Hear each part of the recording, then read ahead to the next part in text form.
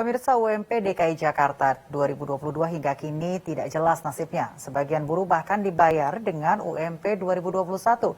Pengusaha menggugat UMP DKI Jakarta 2022 yang naik Rp225.000 dan menuntut ke angka sebelumnya yang hanya Rp37.000.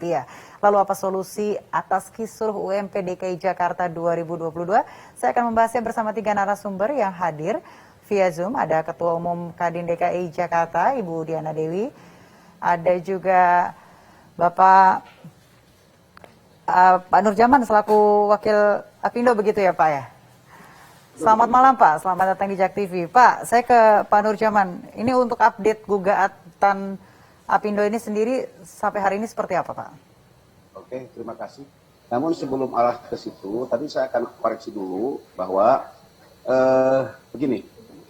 SKGUB 1517 DKI Jakarta itu adalah produk hukum ya, produk hukum yang harus dilaksanakan dan bisa dilaksanakan selama atau sepanjang atau sebelum putusan Pengadilan Tata Usaha Negara keluar.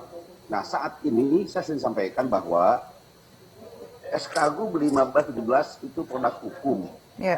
Pak Gubernur DKI Jakarta dan itu berlaku dan itu sah. Nah, namun demikian, Apindo DKI Jakarta melihat, memandang bahwa SKGUB tersebut menurut kami adalah cacat hukum, cacat aturan, cacat prosedur. Oleh karena itu, Apindo DKI Jakarta merasa perlu untuk mencari kepastian hukum. Kenapa? Karena ada yang mengatur di atas tersebut, yakni PP 36. Nah, PP 36 ini mengatur tentang upah minimum provinsi, upah minimum kabupaten kota. Nah, sebenarnya ketahui bahwa menurut kami DPP Apindo DKI Jakarta bahwa yang berselisih ini, yang berpolemik ini bukan Apindo DKI Jakarta dengan Gubernur DKI Jakarta atau dengan Pemprov DKI Jakarta atau dengan serikat pekerja. Bahwa yang berpolemik ini adalah pemerintah pusat, CQ Menteri Ketenagakerjaan ya dengan pemerintah DKI Jakarta. Kenapa? Yang punya regulasi itu kan pemerintah pusat melalui UU CK 11 2020 dan UU 36 2021. Nah, sedangkan SKGUB di sini dalam prosedurnya tidak mempertimbangkan atas PP 36. Nah, ini yang berselisih, maka kami merasa perlu untuk mencari kepastian hukum. Namun sepanjang kepastian hukum ini berjalan, kami merasa bahwa 15 itu adalah sah demi hukum sepanjang Pengadilan Usaha sepanjang belum ada pengadilan. Nah ini, sekarang gugatan sekarang sudah sampai ke 6 kali atau 7 kali persidangan. Baik. Ya, bahkan gugatan tersebut sekarang ada tergugat intervensi, yakni dari teman-teman serikat pekerja sebanyak kalau tidak salah ya, ada 9 serikat pekerja yang melakukan tergugat intervensi. Nah ini yang menjadi bahwa semestinya yang mendesak untuk mencabut itu bukan serikat pekerja, mestinya yang tergugat. Terutamanya kan Pemerintah DKI Jakarta. Tapi kami merasa heran bahwa kok kami yang menjadi seolah-olah bersalah. Sedangkan kami melakukan sah demi hukum. Baik. Konstitusional kok.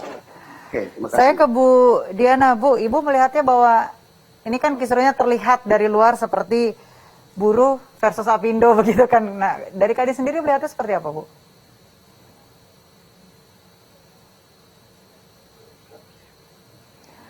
Bu, audionya mohon maaf kami belum bisa mendengar dengan jelas. Baik, Mbak. Oke, baik. Dilanjutkan, Bu. Terima kasih.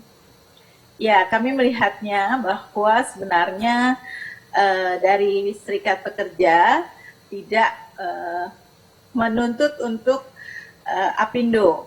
Tetapi memang perlu ada dialog mungkin ya. Karena juga kami pada waktu itu bersama Pak Nurjaman ya, Pak Nurjaman.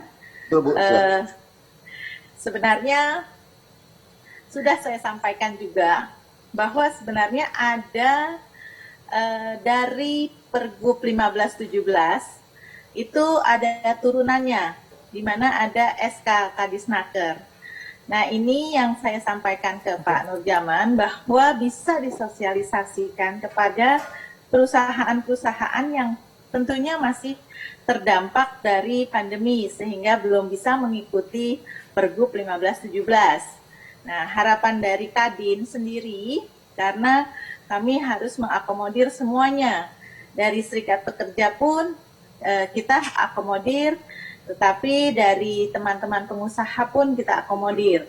Karena Kadin itu adalah wadahnya semua perusahaan dan tentunya dengan juga asosiasi.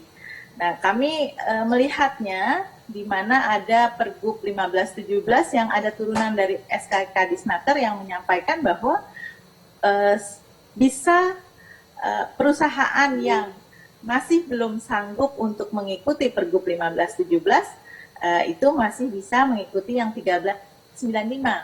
Nah, inilah yang saya tadi sampaikan bahwa perlunya dialog mungkin dari teman-teman pekerja sehingga apa sebenarnya yang diinginkan oleh Apindo juga mereka merasakan bahwa hal itu dimaklumi oleh mereka. Dan tadi Pak Nurjaman sampaikan juga bahwa produk undang-undang yang Pergub, Mbak perlu kita sampaikan Mbak bahwa semua BPJS Kesehatan maupun BPJS Ketenagakerjaan itu semuanya sudah mengacu pada Pergub 1517 Mbak. Okay. Apalagi berarti UMP kan, kalau yang memang mampu berarti harus mengikuti juga yang 1517 dan yang tidak mampu bisa 1395. Kalau kami berpendapat demikian Mbak. Baik, saya ke Pak Nurjaman. Namun, kamu harus jeda sejenak, jangan kemana-mana pemirsa, tetap bersama kami di Newsroom.